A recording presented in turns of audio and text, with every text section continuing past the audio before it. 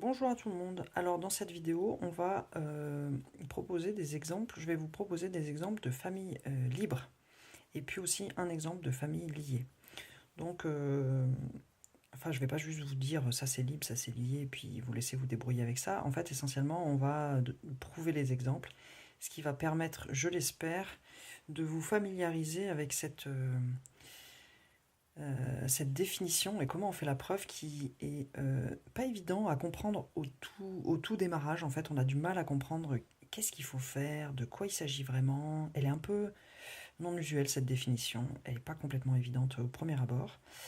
Et pourtant, vous verrez une fois que vous la manipulerez que c'est essentiellement la résolution d'un système linéaire et que c'est extrêmement simple. Donc, respirez un petit coup, détendez-vous, dites-vous que 1, c'est normal si ça a l'air compliqué, et 2, tout le monde finit par s'en sortir et par comprendre en prenant le temps de travailler. Donc, accrochez-vous et tout va bien se passer. Alors, mon premier exemple de famille libre, c'est, je vous affirme que la famille 1, 0, 0, 1, donc qui contient 2 vecteurs, est une famille libre de R2. Alors, pour montrer ce machin-là, je vais revenir à la définition. Donc, j'ai deux vecteurs, ça c'est U1 et ça c'est U2. On va le faire pas à pas. Pour montrer que c'est une famille libre, c'est, je dis, pour tous les lambda 1, lambda truc dans R, on a ça, implique ça. Alors, pour pouvoir montrer ça, eh ben, je vais prendre des lambda 1, lambda 2 quelconques et je vais vérifier si on a cette implication. Donc, on commence comme ça, soit lambda 1 et lambda 2, 2 réels. Je vais supposer que j'ai le machin de gauche et je vais bosser pour voir si j'arrive au machin de droite. Alors, supposons qu'on a le machin de gauche, c'est-à-dire lambda 1 U1 plus lambda 2 U2 égale 0. Donc là, je vais travailler, je vais écrire qu'est-ce que ça veut dire. Je vais dérouler le truc et je vais essayer de voir si le fait que j'ai cette égalité-là, ça m'implique que les lambdas que j'avais pris au début au pif, est-ce que ça m'implique qu'ils sont tous nuls? Si oui, la famille sera libre. Sinon, elle ne sera pas libre. C'est juste ça. Donc, je vais traduire ce truc-là, là. Je vais écrire ce que ça veut dire en remplaçant U1 et U2 par leurs coordonnées. Et du coup, vous allez voir qu'on va arriver à un système sur lambda 1 et lambda 2. Alors, comment est-ce qu'on fait ça? On y va pas à pas. Hein. Vous rebranchez votre cerveau. Vous n'avez pas besoin de créativité pour le moment. Vous faites les choses pas à pas, sans faire, sans trop d'imagination en fait. Vous remplacez. Donc là, lambda 1, on garde. U1, c'est 1, 0. Plus lambda 2, U2, c'est 0, 1. Et tout ça, c'est égal à 0. Donc là, c'était équivalent. Alors, ensuite, j'y vais. Lambda 1 fois ce truc-là, pouf, c'est lambda 1 fois la première coordonnée, lambda 2 fois la deuxième.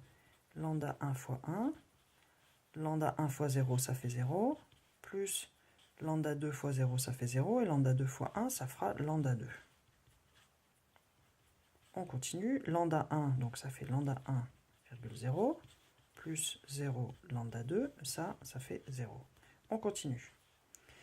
La somme de deux vecteurs, c'est la somme coordonnée par coordonnée. Donc la première coordonnée, c'est lambda 1 plus 0. La deuxième coordonnée, c'est 0 plus lambda 2. Et tout ça, ça doit toujours être égal à 0. Je continue. Ça fait lambda 1. Ça fait lambda 2. Et ça, c'est censé faire 0. Alors le 0 ici, on est d'accord, hein, c'est le 0, c'est le neutre de R2. Autrement dit, c'est le vecteur nul. C'est quelque chose qui vaut 0, 0 ici. Hein. Là, c'est toujours 0, 0 tout le long. Hein. C'est le 0 de l'espace. Ok, donc là, comment est-ce que ça peut arriver qu'un vecteur soit nul? Il n'y a qu'une seule possibilité, c'est que ces deux coordonnées soient nulles. Lambda 1 égale 0 et lambda 2 égale 0. Vous voyez ce qu'on a fait? On n'a pas trop réfléchi, on est parti du point de départ, on a supposé que lambda 1 U1 plus lambda 2 U2 égale 0, et on est arrivé sur nécessairement lambda 1 et lambda 2 sont forcément égales à 0. Ça va? Donc je suis parti du morceau de gauche, je suis arrivé au morceau de droite. Ça marche? Donc du coup, si j'ai ça, ça veut bien dire, ça c'est juste partir de là et arriver à là. Si j'ai supposé ça et j'arrive là, ça veut dire que ma famille était bien libre. Donc 1, 0, 0, 1 est bien une famille libre dans R2.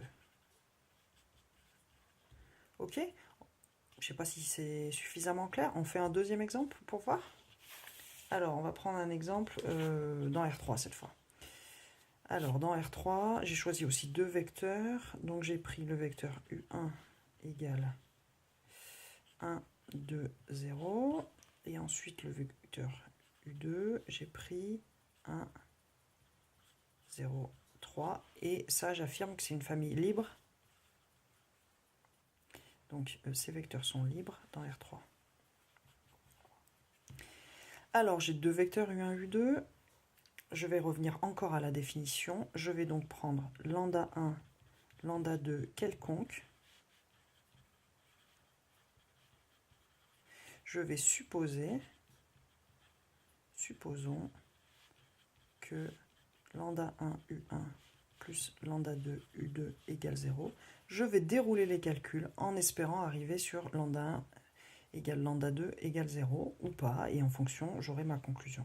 Alors c'est parti, je vais remplacer U1 et U2 par leur valeur et je vais dérouler les calculs comme tout à l'heure. Donc ça m'implique quoi? Ça implique que lambda 1, enfin ça veut dire d'ailleurs, ça implique pas, c'est équivalent. Hein.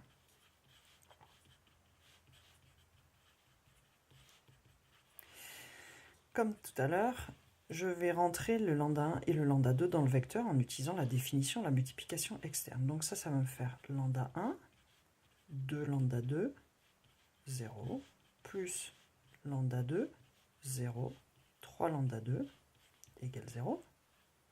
Donc ça, si je fais la somme des vecteurs coordonnés par coordonnée, ça me donne lambda 1 plus lambda 2. Ça me donne 2 lambda 2 plus 0, c'est-à-dire 2 lambda 2. 0 plus 3, c'est un lambda 1 ça, pardon. Plof.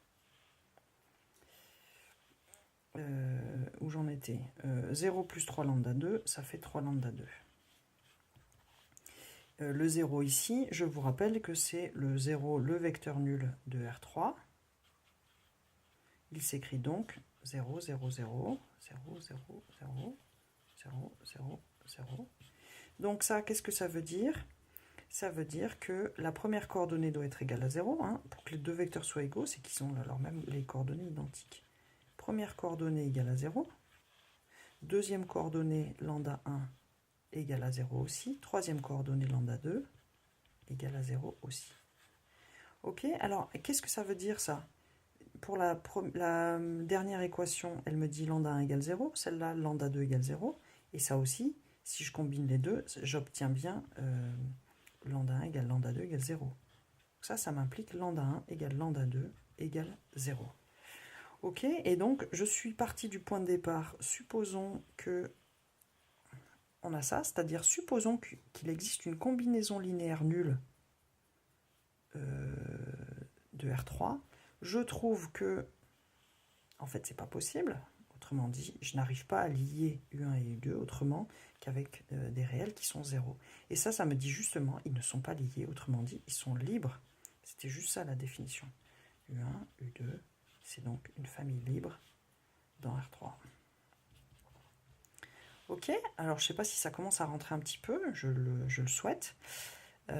Pour boucler ça, on va prendre un exemple où la famille n'est pas libre. Et on va regarder ce qui se passe, on va regarder ce que ça change. Allez, c'est parti. Donc l'exemple que j'ai choisi, c'est, je vais prendre la famille U qui s'écrit 1, 0, 1. V, j'ai pris 1, 1, 0. Et W, j'ai pris moins 1, moins 3 et 2. Et ça, vous allez voir, c'est une famille qui est liée. Autrement dit, pas libre. Alors, comme d'hab, a priori, j'en sais rien si c'est libre ou lié ou pas au démarrage. Admettons qu'on est dans un exo où on vous demande est-ce que la famille bidule machin chouette est libre ou liée? Eh bien, on n'en sait rien, on démarre. Donc on a trois vecteurs, on revient à notre définition. Alors, pof, embobinage. La définition, là, c'est si j'ai n vecteurs, je vais prendre n scalaires, n réels. Je vais faire une combinaison linéaire. Je suppose que la combinaison linéaire est 0. Et je vais bosser pour voir si tous mes scalaires étaient égaux à 0. Donc c'est parti ici. J'ai trois vecteurs. Je vais donc prendre trois scalaires. Je vais prendre ABC parce que c'est un peu chiant, les lambda mu, tout ça. Là. Donc je vais prendre ABC, trois nombres réels, quelconques. Et je vais supposer qu'on a A fois U plus B fois V plus C fois W égale 0. Pour les gens complètement largués, parce que j'ai changé de notation en cours de route, sachez que A c'est lambda 1, B c'est lambda 2 et C c'est lambda 3. J'avais juste la flemme de trimballer des lambdas. Comme c'est juste des réels, j'ai choisi de noter ABC. Mais voilà, c'est pas plus compliqué que tout à l'heure. Respirez un petit coup si ça va pas. Donc ça c'est un réel fois un vecteur de R3, un réel fois un vecteur de R3, un réel fois un vecteur de R3. Ça, c'est le vecteur nul dans R3, autrement dit, c'est 0, 0, 0, comme d'hab. Hein. Donc là, on fait comme tout à l'heure, on va regarder qu'est-ce que ça nous implique, ça. Donc, U, c'est 1, 0, 1, B, c'est 1, 1, 0, et, et W, pardon, c'est moins 1, moins 3, 2, et tout ça, ça doit être égal au vecteur nul de R3. Alors, comme d'hab, je bosse, je rentre les coefs à l'intérieur des vecteurs par la multiplication externe. Donc ça fait A, 0, A. Ça fait B, B, 0. Et ça fait moins C, moins 3C, moins 2C. Je me suis trompé, il n'y a pas de moins, c'est un plus. 2C, et tout ça, ça doit faire 0, 0, 0. Alors, j'ai 3 vecteurs à ajouter. J'ajoute coordonnées par coordonnées. Ça me fait, pour la première coordonnée, A plus B moins C. Pour la deuxième, 0, B moins 3C. Pour la troisième, A, 0, donc A plus 2C. Tout ça, ça doit faire 0, 0, 0. Et donc là, ce vecteur est nul si et seulement si on a égalité entre chacune des coordonnées. Autrement dit, chacune de ces coordonnées doit être 0. Ce qui me donne donc un système de 3 équations avec 3 inconnus.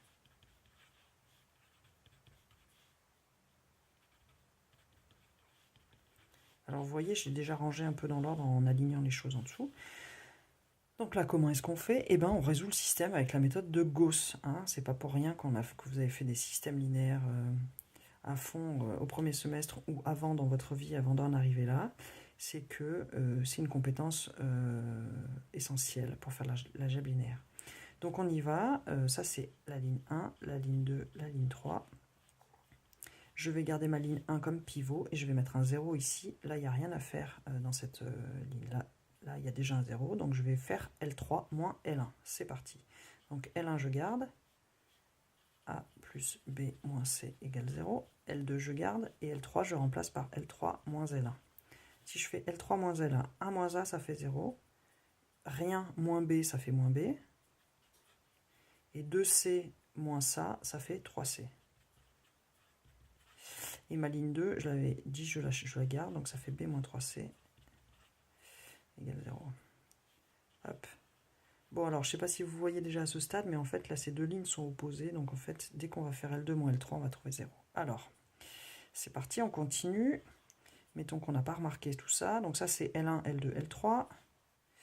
A plus B moins C égale 0. Ça, c'est L1, je touche à rien. B moins 3C, c'est L2, je touche à rien. Et là, méthode du pivot de Gauss, je vais bosser de sorte à mettre un 0 à cet endroit-là. Pour mettre un 0 à cet endroit-là, je vais faire L3 plus L2, puisque c'est ça mon nouveau pivot. L3 plus L2, allons-y. Si je fais L3 plus L2, B moins B, ça fait 0. C'est normal. 3C moins 3C, ça fait 0 aussi. Donc là, on trouve 0 égale 0. Autrement dit, on a une équation de compatibilité qui est satisfaite et l'équation disparaît. Donc on se retrouve à A plus B moins C égale 0 et B moins 3C égale 0. Alors là, à ce stade, est-ce que vous pouvez voir que ça ne va pas impliquer que A égale B égale C égale 0 forcément? Vous voyez qu'en fait ici, on n'a plus que 2 équations pour 3 inconnus. Donc on n'aura pas une solution unique. On ne va pas tomber sur A égale B égale C égale 0. On va trouver une possibilité que A, B, C soit non nul et que ça marche quand même. Donc ici, ça n'implique pas que les 3 sont égales à 0. Et donc, comment on va montrer que ça n'implique pas que les 3 égale à 0? On va trouver un contre-exemple tel que ce ne soit pas ABC égale 0. Alors pour faire ça, c'est vraiment tout simple. Vous allez voir comment on va faire. On va prendre C égale n'importe quoi, C égale 1 par exemple, et puis on va remonter le truc. Alors, si je mets C égale 1, avec B moins 3C, j'obtiens B égale 3. Et ensuite, si je remplace là-dedans A plus B moins C, ça nous fait quoi? B moins C, ça fait 2. A plus 2 égale 0, donc je pose A égale moins 2. Ok, donc si je décide de faire ça, alors avec ça, ça me fait A plus B moins C. On va vérifier que je ne me suis pas trompé dans les calculs. Moins 2 plus 3, moins 1, ça fait bien 0. B moins 3C, ça fait 3 moins 3, ça fait 0. Autrement dit, ça c'est une solution du système qui est telle que ABC ne sont pas nuls tous les trois en fait. Or, ABC nuls tous les trois, c'était ça la conclusion que je devais avoir pour être libre. Donc en fait là, je suis en train de faire une preuve, peut-être par l'absurde, ou contraposée, ou par la négation, d'avoir exhibé une possibilité non nulle pour ABC. C'est justement le truc qui dit ça ne peut pas être libre. Parce que si c'était libre, je tomberais uniquement sur la possibilité ABC égale tous nuls. Donc la famille ici, elle n'est pas libre, elle est liée. Autrement dit d'ailleurs, c'est ABC que j'ai trouvé, ça me donne une relation de liaison pour les vecteurs. Ça me dit, si je paie A égale moins 2, ça fait moins 2U. B égale 3, ça veut dire plus 3V. Hein. Rappelez-vous, c'était AU plus BV plus CW. C, c'était 1, non, plus W. Ça, c'est égal à 0. J'ai trouvé ça. Et ça, c'est une relation de liaison, ce qu'on appelle une relation de liaison entre les vecteurs. Et quand les vecteurs ne sont pas libres, il existe une relation de liaison. Hein, justement, une famille libre, ça veut dire si j'essaie d'écrire une relation de liaison, ça va toujours merder parce que la seule que je vais pouvoir écrire, c'est 0, 0, 0. Et là, quand c'est lié, j'en trouve une. Et donc la famille n'est pas libre. Voilà, donc j'espère qu'avec cette vidéo, c'est plus clair pour vous qu'est-ce que c'est libre, lié, comment on manipule et comment on fait les preuves. Essentiellement, ça ramène un système linéaire. Et on a deux cas sur le système linéaire. Si on trouve uniquement une solution unique, avec que des zéros, la famille est libre. Si on trouve autre chose, une solution non nulle, ça nous fait une relation de liaison et la famille est donc liée. Voilà, n'hésitez pas à poser des questions en commentaire ou par mail ou quoi. Et puis, comme d'hab, faites les choses par vous-même, faites vous-même les calculs pour pouvoir intégrer tout ce qui a été dit. Travaillez bien.